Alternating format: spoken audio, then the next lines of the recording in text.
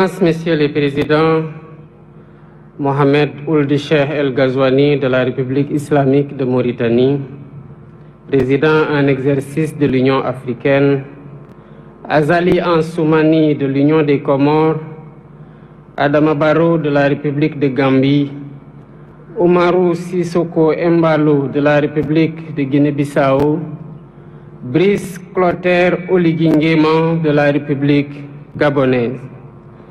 Mesdames, Messieurs les chefs de délégation, Monsieur le Premier ministre, Monsieur le Président de la Commission de la CEDEAO, Mesdames, Messieurs les ministres et secrétaires d'État, Mesdames, Messieurs les membres du corps diplomatique, autorités administratives et locales, Monsieur le Président et les membres du comité de commémoration du 80e anniversaire, Mesdames, Messieurs les descendants des familles de tirailleurs sénégalais, distingués invités, chers concitoyens, Mesdames et Messieurs.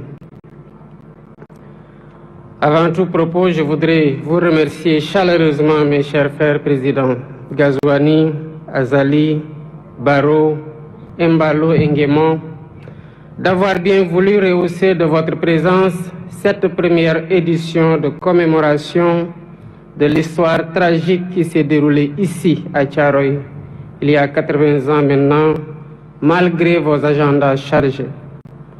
Je remercie tous nos hôtes et je leur souhaite un agréable séjour au Sénégal. À travers vous, je salue vos peuples respectifs. Votre présence remarquée à nos côtés est le symbole fort de votre attachement à l'histoire que nous partageons. Grande est mon émotion en cette date et en ces lieux qui nous parlent, où des héros africains sans défense, armés de courage, de dignité et de fraternité africaine, ont été froidement abattus. Il s'agissait là d'un massacre. 80 ans après ce crime de masse, le silence de Thiaroye est toujours aussi assourdissant. Les murmures venus d'outre-tombe nous interpellent avec fracas, pendant que l'ampleur de ce crime demeure minimisée et souvent même niée par certains milliers des héritiers de ceux qui l'ont commis. Sur cette terre blessée de Thiaroye résonnent encore les rafales sifflant au bout des canons, comme pour rappeler que l'horreur est toujours là, entière, immortelle. Des profanes comme beaucoup d'entre nous, jeunes et moins jeunes, se poseraient la question de savoir de quoi s'agissait-il exactement. Tellement la chape de plomb était fermement posée depuis trop longtemps pour tenter de rayer cet épisode fâcheux de notre histoire. Il s'agissait d'Africains, en majorité arrachés à leur terroir contre leur gré, pour aller combattre au service de l'empire colonial français d'alors. Ils formaient le régiment des tirailleurs sénégalais. Ils venaient presque de tous les territoires coloniaux d'Afrique occidentale, équatoriale et de l'Est, devenus au moment des indépendances 17 pays.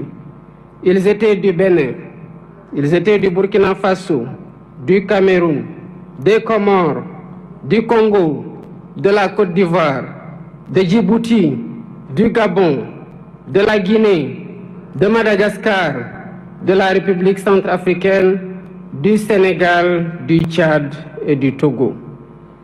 Longtemps ignorés et banalisés, ces tirailleurs ont pourtant bravé les épreuves pour aller combattre très loin de chez eux.